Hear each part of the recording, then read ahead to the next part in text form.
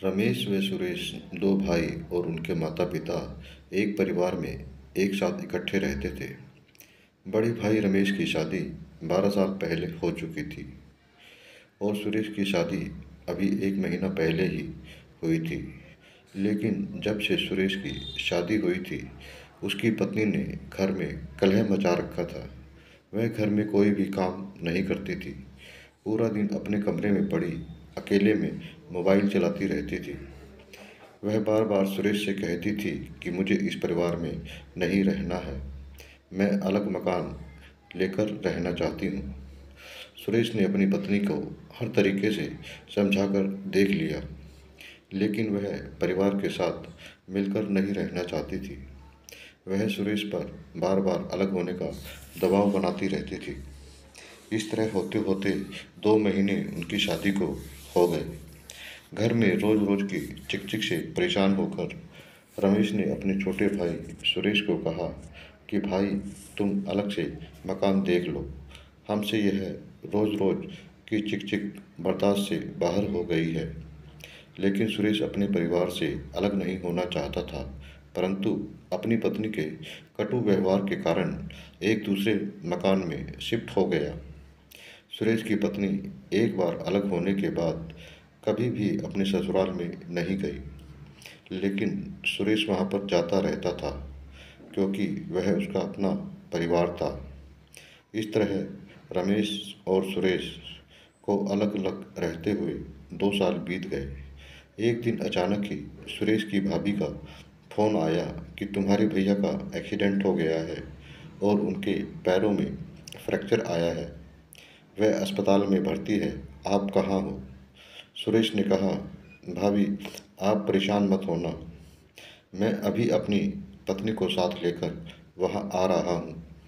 वह तुरंत ही अपनी नौकरी से छुट्टी लेकर अपने घर पहुँचा और अपनी पत्नी को बताया कि बड़े भैया का एक्सीडेंट हो गया है और वह अस्पताल में भर्ती है, हमें अभी के अभी अस्पताल जाना है और भैया और भाभी की देखभाल भी करनी है।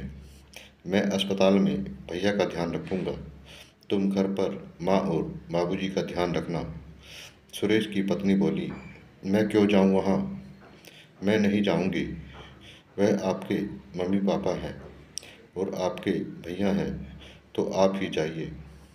यह सुनकर सुरेश को गुस्सा आ जाता है और वह अपनी पत्नी को एक जोरदार थप्पड़ मारता है और कहता है, अगर यही सोच मेरी भाभी की होती तो हमारा परिवार पता नहीं कितने सालों पहले ही टूट गया होता। मुझे याद है जब मुझे पीलिया हो गया था और मैं कोई भी काम नहीं कर पा रहा था। पूरे 1.5 महीने तक मैं बिस्तर पर पड़ा रहा। तब भाभी ही थी जिन्होंने मेरी खूब सेवा की थी। उन्हीं की वजह से मैं ठीक हो पाया था। मैं भाभी का यह कर्ज जिंदगी भर नहीं उतार पाऊंगा। आज तुम मेरे साथ नहीं चली तो यह भूल जाना कि मैं कभी ज़िंदगी में तुम्हारे मम्मी पापा के पास जाऊंगा और ना ही तुम्हें वहां जाने दूंगा। यह सुनकर उसकी पत्नी घबरा जाती है और सोचने लगती है, आज तो चली जाती हूँ, बात की बाद में देखूंगी।